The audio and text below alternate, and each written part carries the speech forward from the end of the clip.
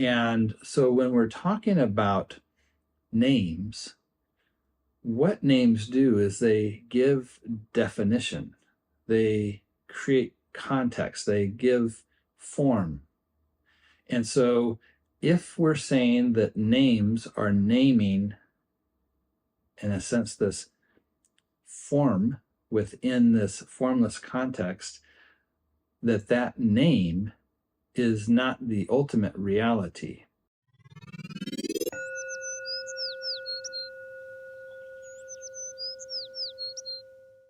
Welcome to Kinship Cafe. I am your host, Jim Jones, and I'm so glad you joined us today. We are going to begin looking at the text of the Daodejing, chapter 1. In fact, we're going to kind of dive deep into the first 4 verses today to really kind of get that setting for how the, let's say, overture for how this whole book begins. To begin with, let's start with reading through the whole chapter first. Tao called Tao is not Tao. Names can name no lasting name. Nameless, the origin of heaven and earth. Naming, the mother of 10,000 things. Empty of desire, perceive mystery. Filled with desire, perceive manifestations. These have the same source, but different names. Call them both deep, deep, and again deep, the gateway to all mystery. And again, this is from the Addiss and Lombardo translation that we're using for this course. So the chapter really demonstrates, and this translation really helps to bring out kind of the minimalistic aspect of the classical Chinese. It really is stated in such a way that it leaves a lot of room for interpretation, that is, doesn't spell things out exactly, but it leaves some ambiguity so that you can dive deep into different aspects of what it's trying to bring out. So we want to start with the first line of the text. Tao called Tao is not Tao. Now, obviously, the Daodejing has a lot to say about Tao, and we want to break that down. At a very basic level, remember that Tao could be simply translated as way. And we might think of this in a couple of different ways. So within classical Chinese and modern Chinese, it is very commonly used as simple way. Like if somebody were to ask me the way to get to the grocery store, I could tell you, and that would be a way to get to the grocery store. And when we think about the context in which the Daodejing arises during that Warring States period, again, somewhere around 475 BCE to 275 BCE, something like that, there was a lot of movement to try and make sense of and try to restore order to what was happening in China. And it gave rise to the 100 schools of thought, Confucius being one of those, the Daodejing being another. And there were several others. They were all presenting a way that they were trying to suggest that you should live, a way of trying to understand the relationship between humans, whether it was between authorities and those underneath them, or between fathers and sons, and the right way to go about showing the respect in those relationships. And they all had different ways of trying to arrange it. And so they were all talking about their own Tao. What was unique with the Taoist presentation is that they suggested that rather than looking at it at that human level of how things related to the human itself, they wanted to expand it beyond just the human thinking. And so when they're talking about Tao, they're talking about something that's more at a cosmic level. Like we mentioned last week, we could think of it as kind of like the way of things, the way of the universe, almost more like we would think of natural laws or how the laws play out in physics. So with that kind of in mind, let's start to look at this text to see if we can start to understand what they're talking about here in this first line. And we're going to need to bring in the second line almost right away, because there's some very interesting parallels between the two lines that are going to help us understand what they're trying to get at. Now, I am not a Chinese scholar by any means, but I am going to look a little bit at the Chinese text on this, because it helps us to see, even if it's just visually, how these things line up in terms of trying to make some interpretive understandings of the text. So here we can see that we have the first and second line, and in the middle is the Chinese text for both those lines. And what becomes very immediately apparent is that the lines are almost identical. So on the first line of the Chinese text, you've got the red characters, which is the character for Tao, and you can see how that's repeated the 3 times. And then you've got these 3 green characters, and those 3 green characters are repeated in the following line, and you've got the blue characters, that is the Chinese word for name, Ming. So the lines are identical, except for it swaps out Tao for name. And the way that this, we can notice one thing right off the bat here, is that in the first line, there's a word that's not even being translated. So if we were to try and do more of a literal translation, it would read something like this: Tao can Tao, not constant Tao. And the following line would be name can name, not constant name. So with a more of a literal translation, we can see how these two sentences are almost identical. But what do they mean by this? Well, if we think about how it's kind of taken hold with a particular translation or approach to translating this text, in many other translations, instead of saying Tao can Tao, they'll say something like the Tao that can be spoken of, or something along those lines. And then with the following line about names can't name, the constant name, there was kind of this thought that what was trying to be said is that you can't say anything about the Tao. And that becomes a little bit ironic, since this is the very beginning of the book that's going to do a lot of talking about the Tao. So we want to see if this really makes sense. Now, with a number of the more recent scholars that I've seen, there's a real emphasis on recognizing that, yes, indeed, Tao could be translated as say or spoken, and maybe preceded this idea of somebody beginning to have a direct quotation. But this was not until much later, that at the time frame that the Daodejing originates, there doesn't seem to be any evidence of Tao, the word Tao, being translated in that way. So if we try to look at this text from the perspective of how they understood the word Tao, instead of bringing in this idea of spoken or saying, then how would that work? Well, this is another interesting trait of Chinese grammar, is that there's a lot of flexibility in how things work. A word could be both a noun and a verb. So we could look at this first line. If we were to translate Tao as way, we could say a way that can be weighed, or let's say followed, is not the constant way. And so what we're saying is the Tao that can be Taoed, the Tao that can be, in a sense, followed, the way that can be followed, is not the constant Tao.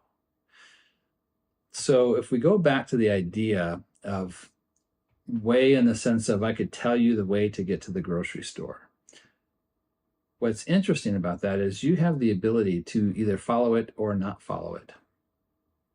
And what this first line is saying is that if the Tao that you're talking about is something that you can follow, which would also mean something that you could choose not to follow, then that's not the kind of Tao that they're talking about. So if we see again how the Taoists are moving this above the human-centered kind of concern to more of a cosmic concern, and Tao in this sense is the way of nature or the way of things, the natural laws, so to speak, then there is no ability to not follow them. It's like the law of gravity. You can't choose not to follow it. And you can be completely ignorant of it, but you're still going to absolutely follow that particular way because there's no way not to. And this is the level of way that the Taoists are talking about with their Tao. So if you're talking about a Tao that someone could follow, that is not the level of Tao that they're talking about within this Taoist tradition. And so when we get to the next line, then, if the naming cannot name, the constant name isn't about the Tao, then how does this play out? Well, if we kind of jump ahead a little bit in our book, we can see in chapter 32 a very interesting line that says, once the whole is divided, the parts need names.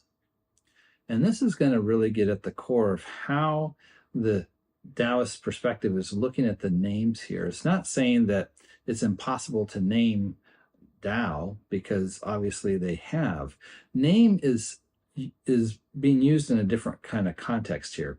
Previously, we talked about the overall Taoist perspective and how there was this idea of absence and presence, and that there was kind of this movement. We could say absence we could also talk about as without form, and presence was with form. And it wasn't that these were two different things. It was all of a piece, so to speak, but it was kind of a formless perspective and a with form perspective. And so when we're talking about names, what names do is they give definition, they create context, they give form. And so if we're saying that names are naming, in a sense, this form within this formless context, that name is not the ultimate reality.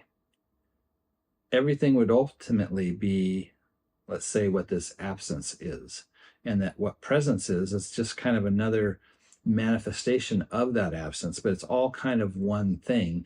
But as it takes on shape or definition, we give it names or categories that give the illusion of it being a separate, distinct thing. And what's important here in recognizing that these names are not ultimate reality, but only penultimately real, is that when we start to take names as the actual thing, we can separate them and we can start to treat them as isolated. Whereas when we see that everything is actually one thing, then we start to see how everything impacts everything else and how all these different pieces are connected.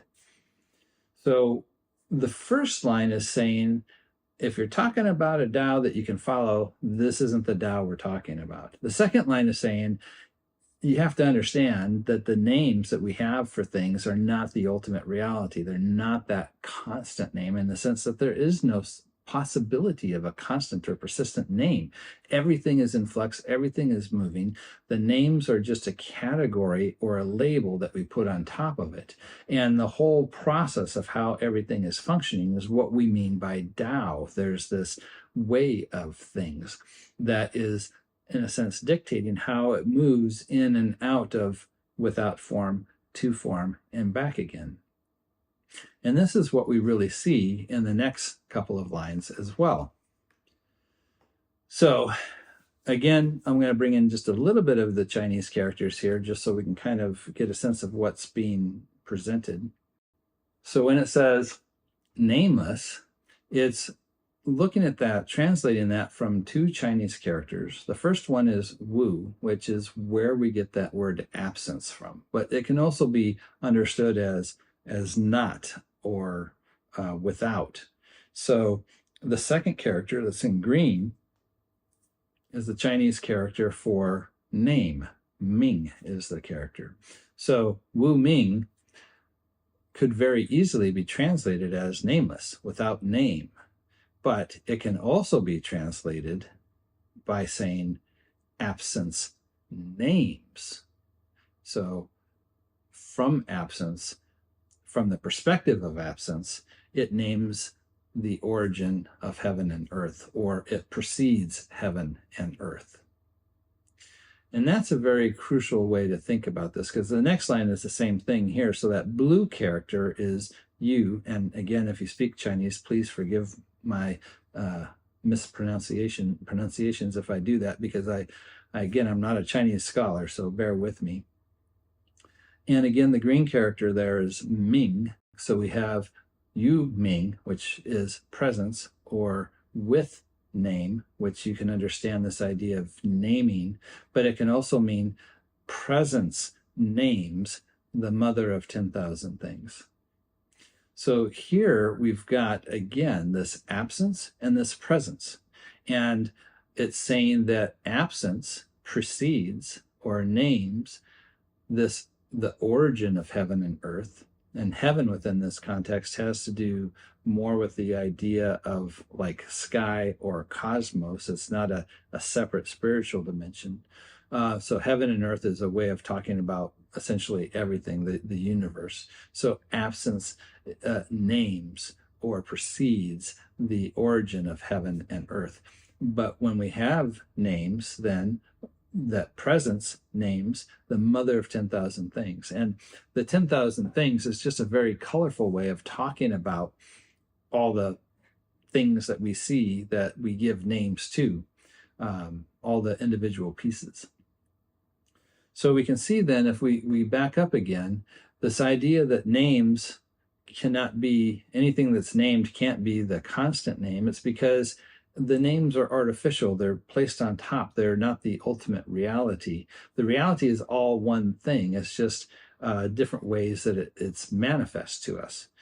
And so I just want to say a quick word here too about constant. So constant here has to do not with something that's unchanging, because they'll talk about something, say like the seasons are constant, but they're constantly changing as well. It's more like persistent. So the persistent Tao, or a persistent name. And again, the second line, the first line doesn't work in terms of saying that there's a Tao that can be followed. The second line doesn't work in trying to say that the name is the ultimate name.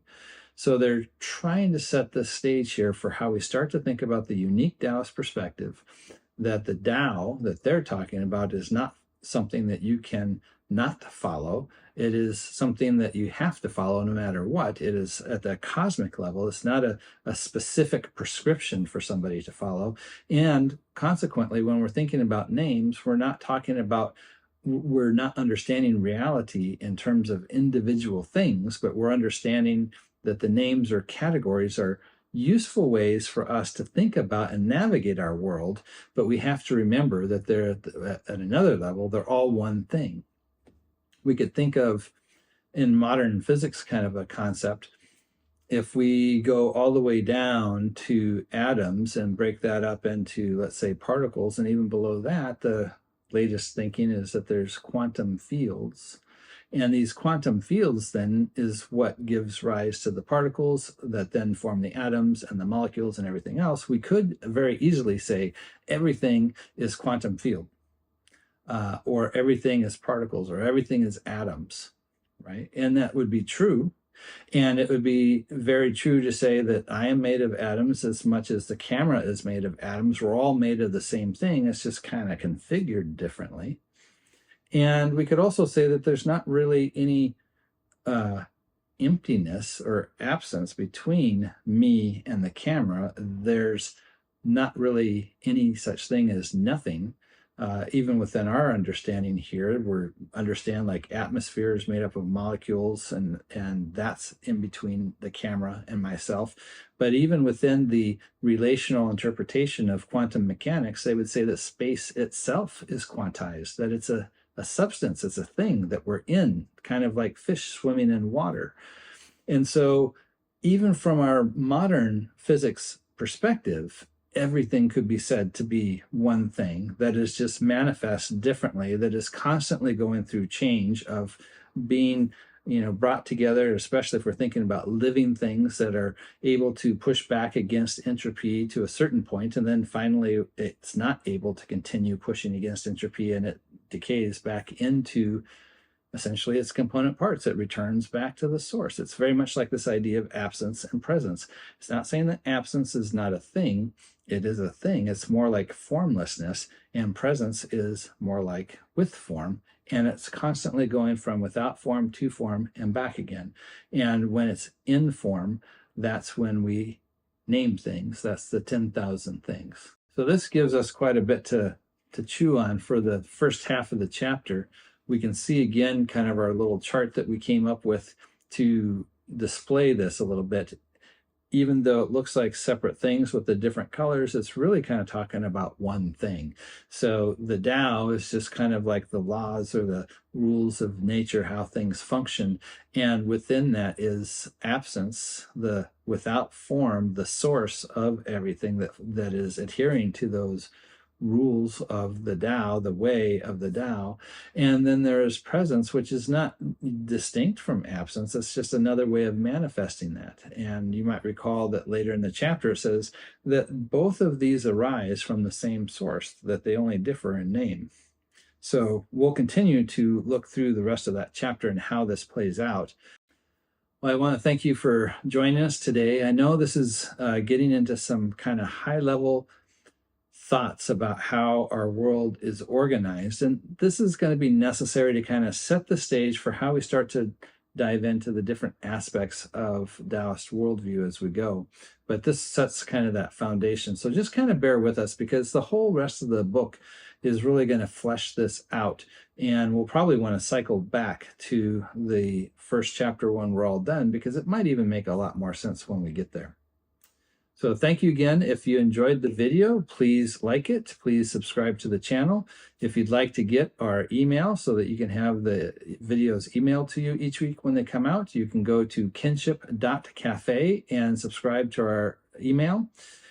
It will also give you an invitation to participate in the live presentation of this material, either on our Friday Zoom call that happens on Friday mornings, or on Sunday morning for our in-person presentation if you happen to be in the Southern California area. Thanks again, and be well.